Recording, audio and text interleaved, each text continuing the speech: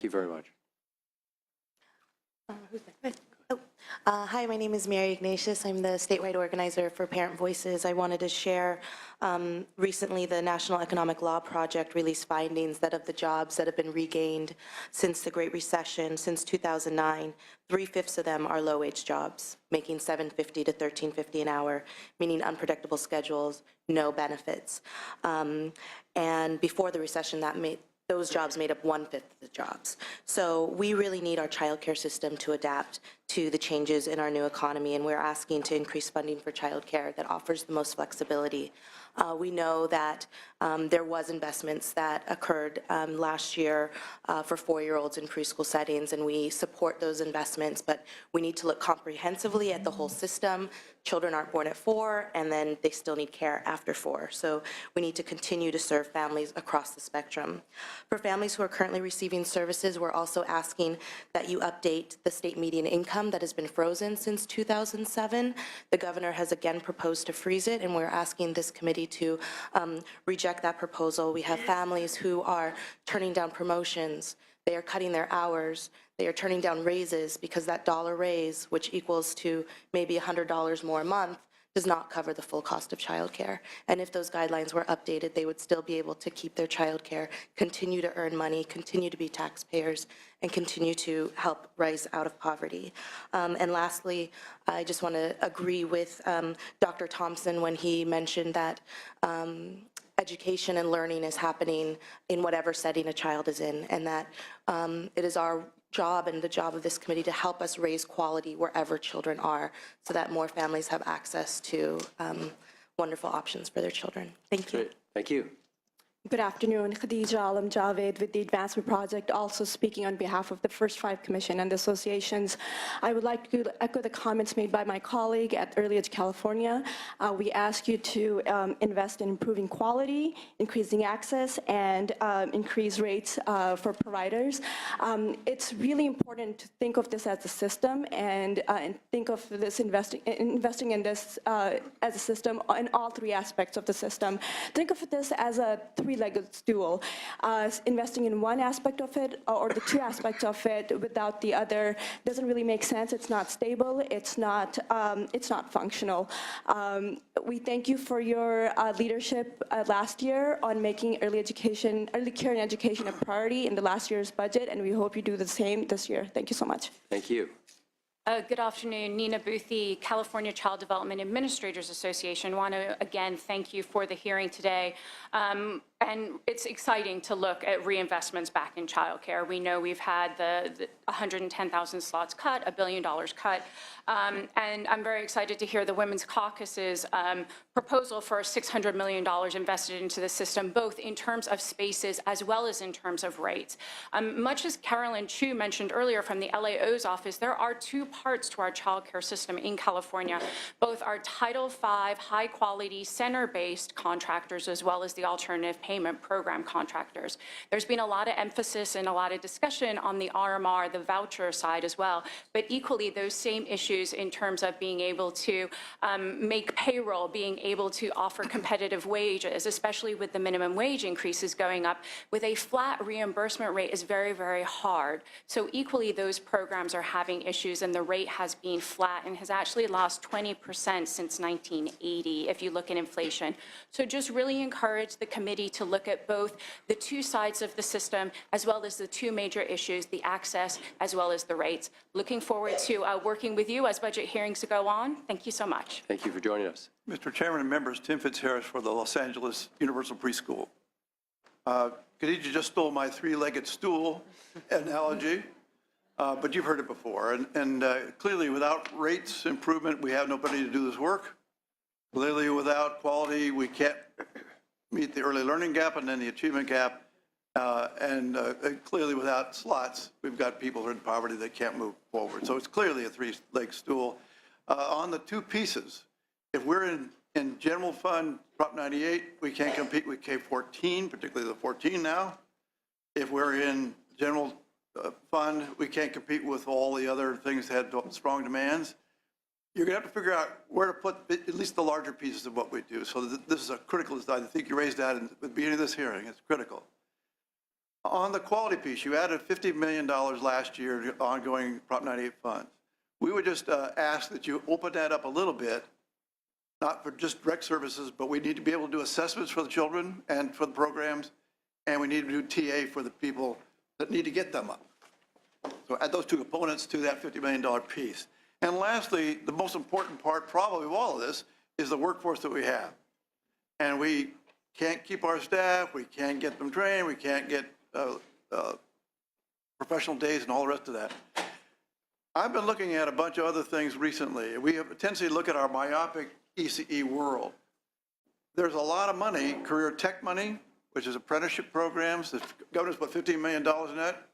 Easily, it's already, early education workforce is already listed there. You don't have to even add it. Or add another million to it, but this workforce needs to be built out. We have career pathways at the community college level. And more importantly, and the biggest part, is the workforce investment program, the federal workforce investment program that I think we can access. Some of it has to do with the minimum wage careers and all the rest of that. But if we get our feds to cooperate with us, I think we can open a pot of money to help our workforce get there more quickly, which is how we get our children there more quickly. Thank you. Hi, I'm Linda Sato with the California Child Care Resource and Referral Network. And I just also wanted to reiterate some of the comments today that families across the income spectrum need stable, affordable, quality child care, and it's not just a poverty or welfare issue. I appreciate today's recognition that child care is simultaneously a work support for parents as well as early education for children. I thought today's conversation about quantifying the impact of the lack of assistance has adverse effects on families, including going into debt, losing their job, forced to make some hard choices between childcare and sometimes other expenses like food on the table. And I really appreciate the exploration about rates and what that means, that rates affect whether families can choose the range of quality providers, as well as it really impacts the supply of care. And so I think as a network, we also look at things to guide the development of the system. And I think there's 3 points I wanted to emphasize, is that every parent who needs childcare to be able to keep or get work should be able to afford care without having to leave their children in an unhealthy or dangerous environment. Second, that parent choice should be respected. Third, that good choices should be available for every family. And so just striving for a system whereby access to childcare should not be a barrier for getting a job, and that families can purchase care that fosters health and healthy development, optimal learning for their children without spending a majority of their income to do that. And so I really appreciate the Legislative Women's Caucus's proposal, no less than $600 million in investments. So thank you very much. Thank you, Ms. Sutter. Can I jump in? Yes. Good afternoon, Beth Helmson with Fight Crime Invest in Kids, representing over 400 sheriffs, police chiefs, district attorneys, and crime victims throughout California. As you stated in your opening remarks, there's a direct link between public safety and early education. We look forward to working with the committee this year on finding a balanced approach of quality, access, and affordability for our youngest learners.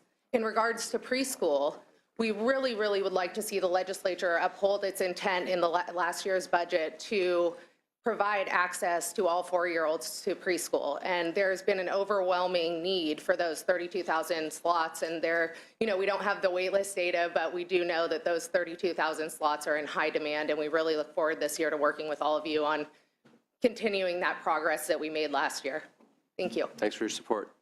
Hi, good afternoon. Kate Miller with Children Now.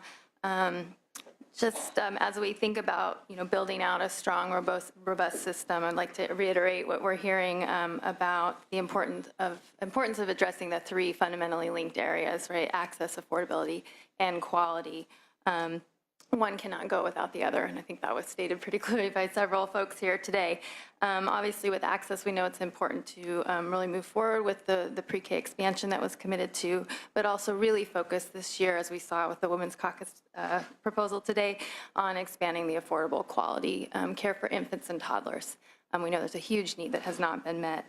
Of course, also addressing access. In addition to addressing the access question through increasing slots, we need to obviously tackle affordability of childcare by increasing rates. and really addressing some of those barriers that were mentioned earlier so that providers can actually keep up with the cost of providing quality care and make it accessible to families. But I would really like to mention the quality piece and emphasize that, the importance of that piece of the puzzle as we build the system. And we know we need a system that's really promoting quality in all settings. It will look different, but in order to really address the outcomes that we talked about earlier, the child outcomes, we do need to focus on the quality piece. We know it's going to take multiple years to build up the system, and we should probably look to multiple and varied funding sources outside of general fund to really build that system of quality and quality improvement. But there's some steps that could be taken even this year, given even with our limited resources that we're facing. Thinking about expanding the QRIS block grant, very encouraging investment last year, although it's just limited to state preschool programs at the moment. So thinking about expanding that so that infant and toddler providers can access some of those funds would really be a positive step forward. And also just to flag for you, the CCDBG reauthorization is an opportunity here in California to really make some progress. Think about that long-term plan that Mitchell mentioned, that we really need to move forward on that. And the CCDF state plan, the draft will be coming out soon, is really an opportunity to articulate some of that vision. And we look forward to working with you. Thank you, Ms. Miller. Thank you, Senator Leno and members of the committee. I'm Jim Lindberg on behalf of the Friends Committee on Legislation of California. It's distressing to learn that, California has the dubious distinction of being first in child poverty and first in prison spending.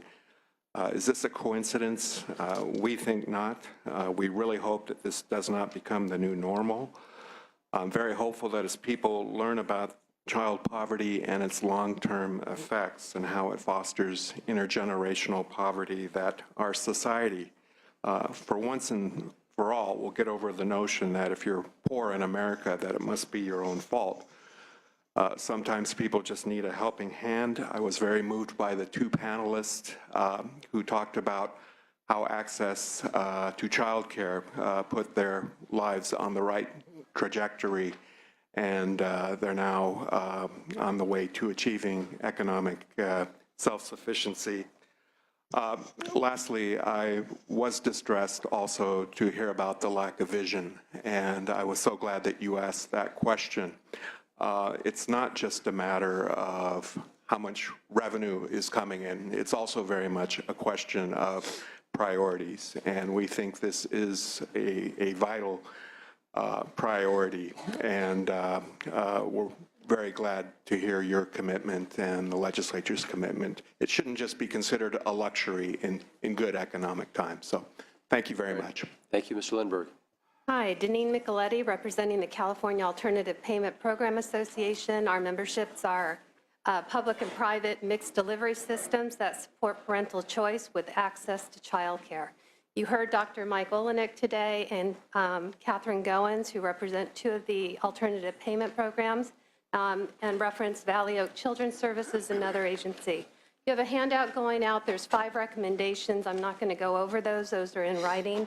Thanks to your staff for helping facilitate CAPA submitting written documentation. A couple things I want to hammer that moving forward, Linda Sato from the network touched on it. We have to be cognizant of 2 parts of the equation. It's parents working and children learning, and we can't go ahead and build up one part of the system at the expense of the other. It's important to restore the 110,000 slots. Roughly since 2007, we've lost 110. We've restored about 20,000, and they weren't restored sort of evenly, and so our working poorest families were left out. Those on the voucher side of the program were left out. We need to change how we talk about alternative payment programs. You had a good understanding today from the speakers. They're not administrative agencies. They're family support agencies, and I would submit to you that they're economic agents of change. They are there. They support a whole list of services for working poor families. In the committee analysis, it noted looking for pathways to get families out of poverty. That's your alternative payment programs. They've been around for 35 to 40 years. They serve every part of the state. The community-based organizations have been they've evolved. They're not a one-stop childcare anymore. They do Head Start, food programs, mental health, respite, transportation vouchers. Anything that touches the lives of the poor are running through the alternative payment programs. On average, the families who come through the doors of the alternative payment programs are there for 3.4 to 5 years. So if you want the families to receive information on quality investments, then the caseworkers in the alternative payment programs need to be included in educating the families. If you could conclude, please. Yeah, I just would like to applaud the committee for looking at childcare as part of a poverty issue, and in a holistic terms that the families that need our childcare face a whole host of poverty stressors, and we applaud being at the table, support the Women's Caucus, and thank you very much. Thank you.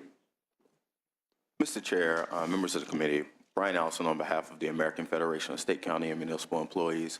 I want to thank you for your leadership on this particular issue. It's critically important to the 110,000 slots that were eliminated during the recession, and we think it's critically important that we take a look at the overwhelming need for subsidized slots in the alternative payment program and make sure that we can restore access to affordable childcare in these communities. So look forward to working with you going forward. Wonderful. Thank you. Hello, my name is Blanca Larcon, representing the California Child Development Consortium of Los Angeles, as well as the Southern California Association for the Education of Young Children. I'm here to urge you to raise the reimbursement rates for providers, as Dr. Olnick mentioned earlier. Small organizations struggle to keep a workforce. We currently operate a child care center in South Central Los Angeles on Vermont and Imperial, known as one of the most crime-ridden areas. And we have a child care there serving African American and Latino children. We struggle to keep staff there. There is a strong need, but as an organization, we struggle to hire competent staff because we just can't afford it. So I urge you to really think about these things. Thank you. Thank you. Anyone else who would like a second to speak in public comment? I want to thank everyone for joining us today, all the panelists, of course, and everyone who traveled many miles to join us to speak at public comment. This is just the beginning of our deliberations with regard to issues around child care and early development, and further hearings will be held through our subcommittee process in the coming months, and of course leading up to our budget conclusion in the later spring. So thank you for joining us, and committee members, thank you for your participation. We are adjourned.